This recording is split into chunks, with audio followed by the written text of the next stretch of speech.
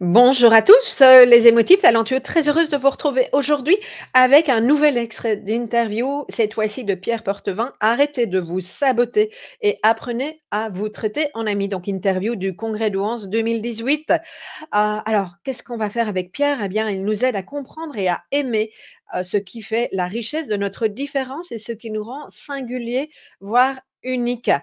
Pierre nous expliquera ce que c'est que l'autosabotage, et en quoi ce savoir au potentiel intellectuel peut avoir un impact sur la façon dont justement nous nous sabotons. Il va, surtout nous apprendre à nous apprécier de manière inconditionnelle, un petit peu comme on fait avec nos amis, hein, puisque vous savez qu'avec nos amis, en fait, on les juge pas forcément. La plupart du temps, on est dans l'accueil et bien, c'est ce qu'il nous propose, c'est, quitter l'autocritique et à être avec soi plutôt que contre soi, afin d'accéder à la confiance et à la motivation. On se retrouve tout de suite avec, l'interview de 2018 de Pierre Portevin, interview du Congrès de Houance. À bientôt.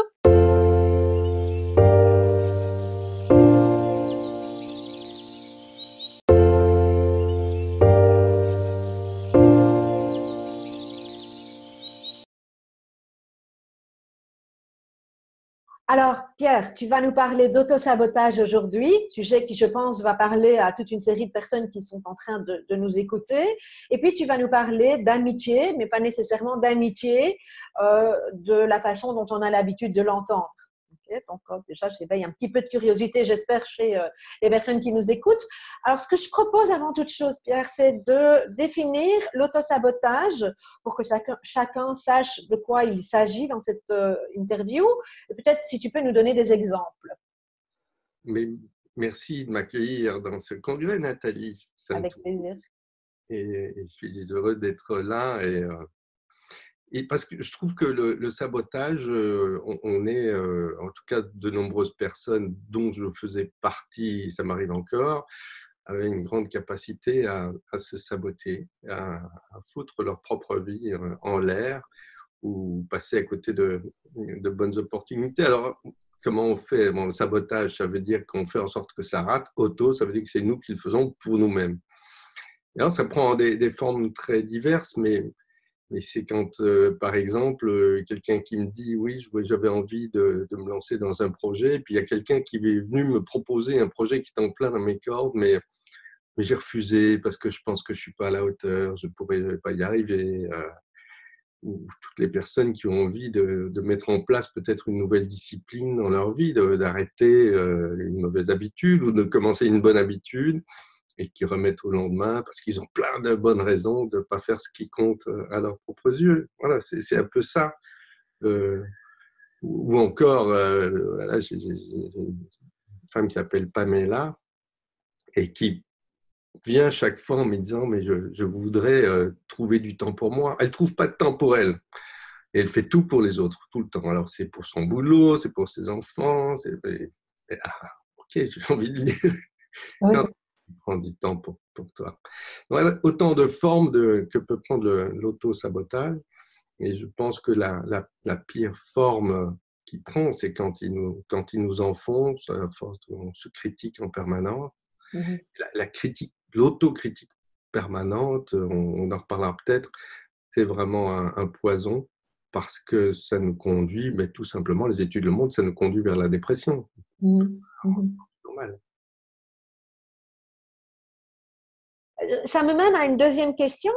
Penses-tu que les personnes à haut potentiel ont une propension à l'autosabotage? Mais quand on a un haut potentiel, la première chose, moi, qui me vient à l'esprit, c'est ma propre histoire. Alors, c'est quoi ma propre histoire? C'est ce que j'ai entendu quand j'étais petit, c'est Pierre pourrait faire beaucoup mieux avec ses talents. Il est très doué, ses résultats ne sont pas à la hauteur. C'est épouvantable. Mhm. Et je pense que c'est un sujet sur lequel on pourra revenir après, mais le, ces phrases multiples génèrent une exigence de la part notamment de nos parents qui entendent ces professeurs qui disent ça et qui disent mais oui, enfin, tu es intelligent, tu devrais faire mieux. C'est ce qui est très culpabilisant parce que ouais, je suis intelligent, je ne parviens pas à faire mieux, ça ne va pas, c'est pas bien. Du coup, je deviens très exigeant par rapport à moi-même. Et donc, je me mets en condition de rater. Ouais. Parce que, voilà, pas, je ne suis pas dans le bon état d'esprit pour parvenir à dépasser ça et juste faire ce qui me convient à moi dans ce monde. Et c'est un peu de ça aussi qui sera question sûrement, c'est de la place que l'on prend, la place que l'on a, la place qui est légitime compte tenu des caractéristiques qui nous sont propres. Alors, tu parles beaucoup de se traiter en ami, hein, puisque j'ai introduit le sujet en parlant de ta spécificité, de parler de l'amitié. Alors, pourquoi on devrait se traiter en tant qu'ami? Tu peux nous expliquer ça? Imagine, Nathalie, que tu partes faire un voyage sur un voilier, et parce que tu rêves de faire une année complète sur un voilier. Et tu as fait une étude comparative, et finalement, il y a 2 voiliers sur lesquels tu peux monter pour faire ton tour du monde. Ce sont les mêmes voiliers, il y a juste 2 capitaines qui sont différents. Ils sont aussi compétents l'un que l'autre, mais ils ne sont pas les mêmes. Alors tu veux en savoir un peu plus, tu vois bien que les bateaux sont les mêmes, que les compétences de l'un et l'autre sont les mêmes, et tu montes sur le premier bateau. Tu n'as jamais fait de voile, tu arrives, souriante, et tu dis « Retirez vos chaussures tout de suite !» Je dis « Pardon, je ne sais pas. Oui, mais et quoi, vous n'avez jamais fait de bateau, quoi ?» Je dis « Non, justement, j'ai envie de découvrir. Ah, c'est bon, j'ai encore passé une année avec quelqu'un, une idiote. Ne touchez pas à ça. Ah, c'est pas possible. » Bon, ça c'est le premier. Puis vous dites « Ok, peut-être, je sais pas, j'ai envie de faire un tour du monde. » Et puis, tu montes sur le deuxième bateau. Et tu vois le capitaine, il te dit « Oh, je vois que vous avez vos chaussures. Je vous propose de les enlever parce que, voilà, c'est sur un bateau, vous savez, le pont en texte. Et puis, vous n'avez jamais fait de bateau, on dirait. C'est génial, on va apprendre plein de choses, ça va être formidable. » Bon, sur quel bateau tu as envie de passer tes vacances? Le premier? Le deuxième. La personne avec laquelle on passe le plus de temps, et de loin, c'est nous-mêmes. Et donc, on peut choisir de passer notre vie sur le premier bateau, sur le deuxième bateau. Ça dépend de la manière de se traiter. Et ça me paraissait vraiment essentiel. Et à la base, je voulais transmettre ça à mes enfants. J'essaie de le faire par la vie quotidienne. Et puis, je voulais écrire parce que, voilà, ça me trottait en tête. Mais je voulais juste écrire des pages pour eux. Et puis, ça a grandi. Et puis, un grand éditeur parisien m'a proposé d'en faire un livre. Et ça s'appelle Mon meilleur ami. C'est moi. Mais voilà, je crois que c'est assez fondamental. Et plus j'avance dans ma pratique, plus je vois à quel point c'est essentiel. Et bon, le Dalai Lama, on est d'accord l'un avec l'autre qu'on ne peut pas être bien avec les autres si on n'est pas bien avec soi-même. Donc, c'est cette idée clé. Et pour revenir à l'idée du sabotage, quand on est face à une difficulté, le premier réflexe dans lequel on va tomber, probablement, c'est la critique. Ah, imbécile, pourquoi tu as fait ça? Tu t'es encore planté, tu es vraiment con, c'est pas possible. Voilà. Ça vient d'un mécanisme que Martin Seligman, le pape de la psychologie positive, a expliqué comme étant les 3 P. Les 3 P, c'est un biais cognitif. C'est-à-dire que c'est un travers du fonctionnement de notre cerveau qui fait des raccourcis. Et dans ce cas-ci, il en fait 3 d'affilée. À la base, voilà, je fais quelque chose et ce que j'ai fait n'est pas à la hauteur. J'ai fait un rapport pour un client et le client critique le rapport. Il dit que le rapport n'est pas cohérent, qu'il est incomplet. Voilà. La critique porte sur le rapport. Mais je vais prendre ça pour une critique de ma personne. C'est le premier P, c'est la personnalisation. Et donc, je dis, non, ce n'est pas le rapport qui est mauvais, c'est moi qui suis un mauvais rapporteur ou un mauvais auteur. Voilà. Ça, c'est le premier P. Le deuxième P, c'est la perméabilité. C'est-à-dire que ce n'est pas que je suis mauvais pour faire des rapports, c'est que je suis mauvais en général. Je ne suis pas à la hauteur. D'ailleurs, voilà, Dans toutes les dimensions de ma vie, je suis mauvais.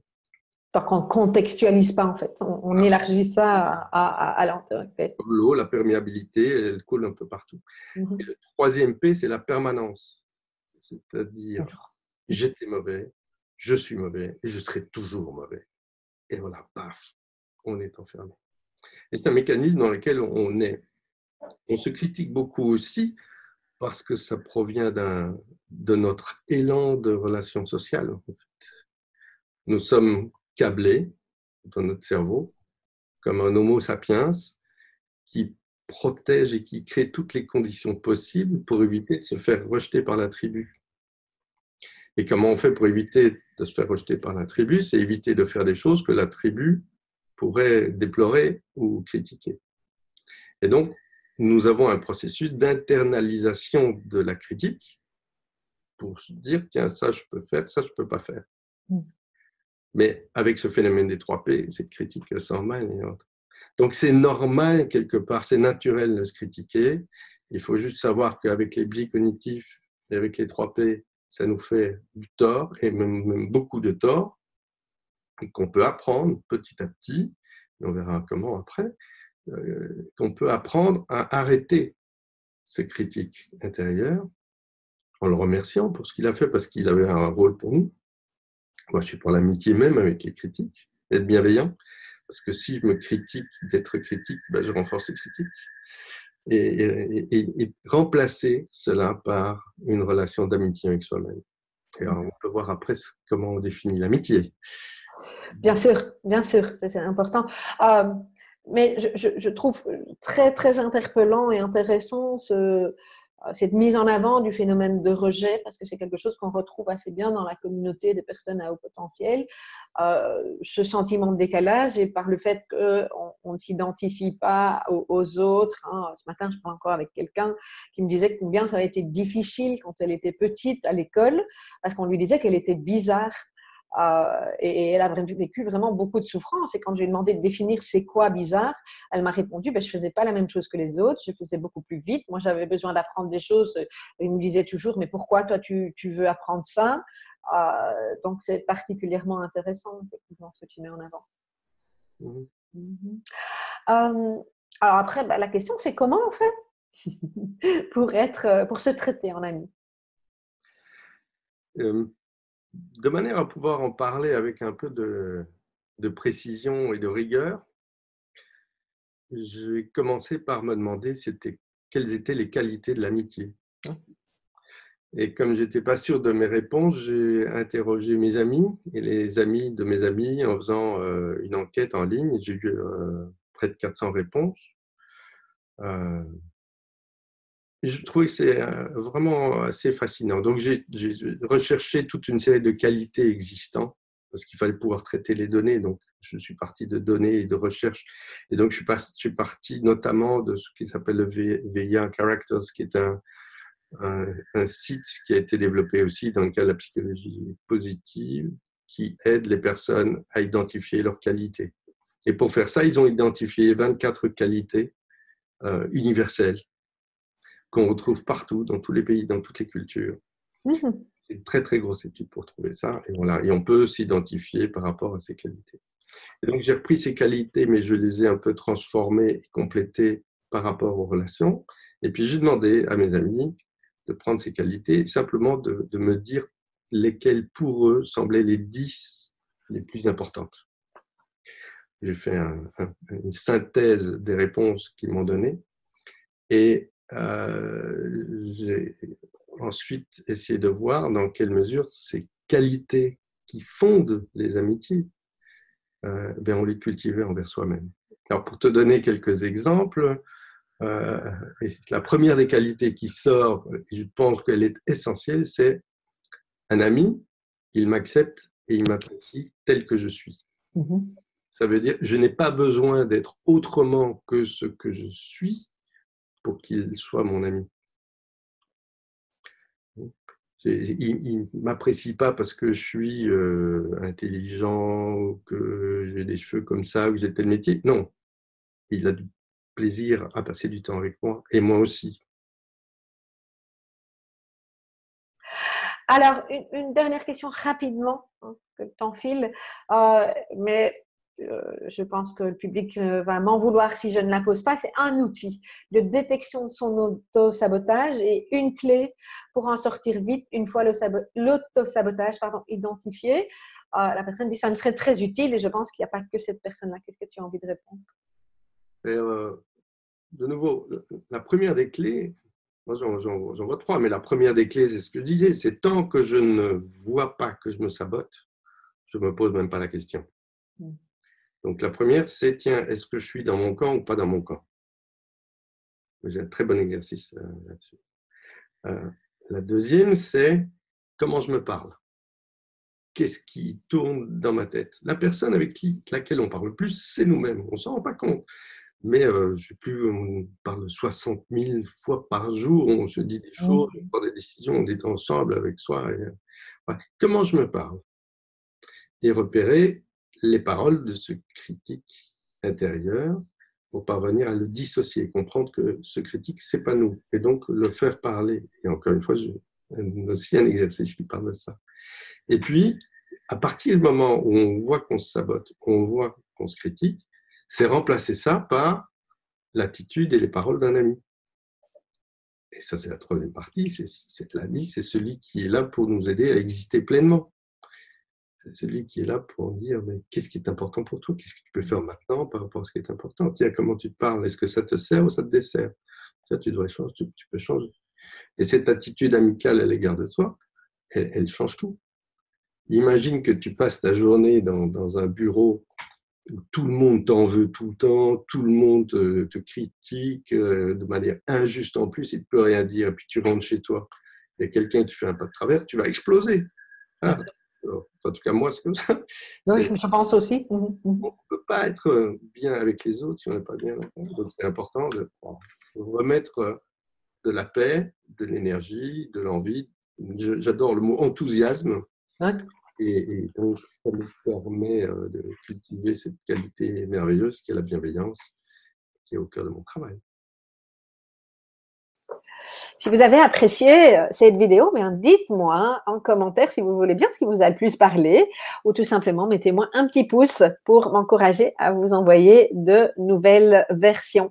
Alors, si vous souhaitez avoir accès à l'intégralité de ces vidéos avec de nombreux exercices pour faire de votre haut potentiel et votre hypersensibilité une force, eh bien, je vous invite à découvrir le pack potentiel qui reprend tous les thèmes depuis le début des différents congrès de Once avec toutes les interviews et des ressources inédites. Alors, pour tout savoir, rendez-vous tout simplement en description de cette vidéo et vous aurez toutes les informations. À bientôt!